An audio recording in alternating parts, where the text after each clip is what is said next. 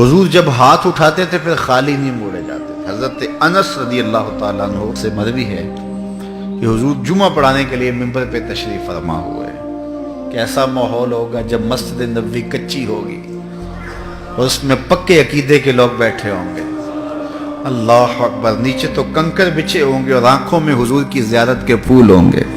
کیسا رنگ ہوگا، کھجور کے پتوں کی چھت اور حضور ممبر پہ جلوہ فراز۔ ایک دیہاتی اٹھ کے کھڑا ہو گیا، حضور ہم ہلاک ہو گئے، ہمارے مال مویشی ہلاک ہو گئے۔ ہمارا کیا ہوا؟ عرض کی حضور بارش نہیں ہو رہی، بارش نہیں ہے تو سبزہ بھی نہیں ہے، سبزہ نہیں ہے تو مویشی ہلاک ہو گئے، دودھ بھی خشک ہو گیا۔ حضرت انس رضی اللہ تعالیٰ عنہ سے روایت ہے، فرماتے ہیں میں صحن میں بیٹھا ہوا تھا۔ اللہ اکبر، تو جب اس نے یہ اٹھ کے اپنی حاجت کہی تو میرے حضور کے ہاتھ اٹھ گئے۔ تو جب ہاتھ اٹھے اللہ کی بارگاہ میں بارش کی، حضور نے دعا کی۔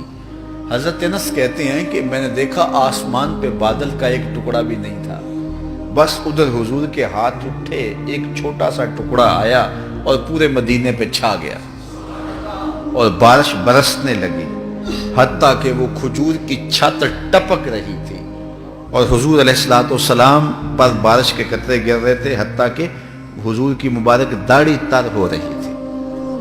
خیر نماز پڑھائی تو حضور پھر بیٹھ گئے اور فرمایا کسی کو یاد ہے میرے چچا کے اشعار؟ تو حضرت علی المرتضیٰ نے عرض کی حضور شاید آپ کی مراد وَأَبْيَضُ يُسْتَسْقَى الْغَمَامُ بِوَجْهِهِ سے ہے۔ حضور نے فرمایا ہاں۔ تو حضرت علی اٹھ کے وہ شعر پڑھنے لگے اور حضور سن رہے تھے اور ساتھ مسکرائے جا رہے تھے۔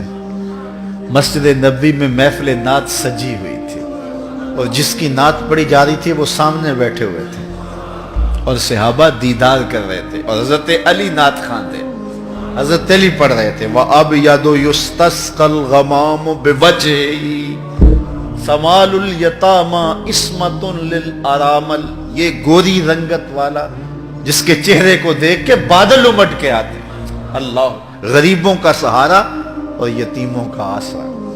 یہ حضرت علی المرتضیٰ پڑھ رہے، حضور مسکرائے جا رہے ہیں، مسکرائے جا رہے ہیں۔ پھر حضور علیہ السلام نے ٹھنڈی آب بھری اور فرمایا للہ در ابی طالب لو کان حیا لکرت عیناہ، کاش آج میرے چچا ابو طالب ہوتے، ان کی آنکھیں ٹھنڈی ہو جاتی۔ اللہ اکبر۔ تو ایک یہ طریقہ تھا اور حضور علیہ السلام کا یہ طریقہ بھی امت میں رائج ہے کہ جب بھی کوئی اس طرح کے معاملے ہوں تو اس لیے ان سے دعائیں منگوانی چاہیے، اہل اللہ کے پاس جا کے ان سے عرض کرنا چاہیے کہ وہ دعا مانگیں اور اللہ تعالیٰ کرم نوازی فرمائے۔ مشائخ سے، علماء سے، تہجد گزار شب زندہ دار لوگوں سے، بوڑھے لوگوں سے، سفید بالوں کی عذاب حیا کرتا ہے، ان سے دعا جو ہے وہ کروائے۔